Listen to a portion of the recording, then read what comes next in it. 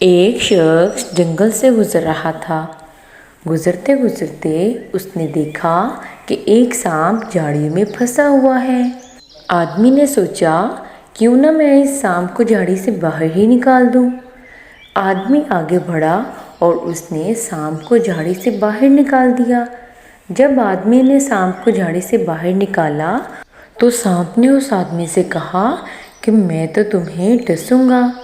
آدمی گھبرا کر بولا، سانپ میاں، میں نے تو تمہارے ساتھ نیکی کی ہے، تو پھر تم مجھے کیوں ڈسو گے؟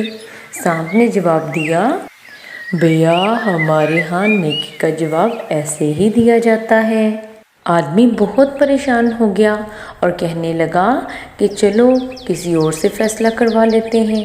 ابھی تھوڑا ہی آگے چلے تھے کہ انہوں نے ایک گائے کو دیکھا اور سوچا کہ گائے سے فیصلہ کرواتے ہیں۔ انہوں نے گائے کو اپنا سارا معاملہ بتایا۔ گائے نے جواب دیا، واقعی نیکی کا جواب ایسے ہی دیا جاتا ہے، کیونکہ جب میں جوان تھی اور دودھ دیا کرتی تھی تو میرا مالک میرا بہت خیال رکھتا تھا، اور اب میں بوڑھی ہو چکی ہوں اور وہ میرا خیال نہیں رکھتا اور نہ ہی مجھے خوراک کھلاتا ہے۔ یہ سن کر سانپ نے کہا، اب تو میں تمہیں ضرور ڈسوں گا۔ آدمی نے کہا، رکو رکو، ایک اور فیصلہ لے لیتے ہیں۔ یہ بات کرتے ہوئے وہ ایک گدھے کے پاس گئے۔ گدھے کو اپنا سارا معاملہ بتایا تو گدھے نے بھی یہی جواب دیا کہ نیکی کا بدلہ تو ایسے ہی دیا جاتا ہے، کیونکہ جب تک مجھ میں دم تھا تو میں اپنے مالک کے سارے کام کرتا تھا اور وہ مجھے کھانا وقت پر دیتا تھا، لیکن جو ہی میں بوڑھا ہوا تو میرے مالک نے مجھے بھگا دیا۔ سانپ یہ سب سننے کے بعد آدمی کو ڈسنے کے لیے بالکل تیار تھا، لیکن آدمی نے پھر سے التجا کی کہ ایک اور گواہی لے لیتے ہیں۔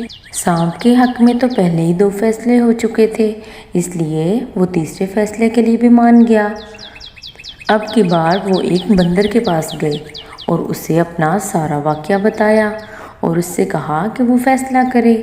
بندر نے اس آدمی سے کہا کہ مجھے ان جھاڑیوں کے پاس لے جاؤ جہاں سے تم نے سانپ کو نکالا تھا۔ وہ سب جھاڑیوں کے پاس چلے گئے۔ اب بندر نے اس آدمی سے کہا کہ تم اس سانپ کو پھر سے جھاڑی میں پھینکو اور پھر سے باہر نکالو تاکہ مجھے پتہ چل جائے کہ معاملہ ہوا کیا ہے۔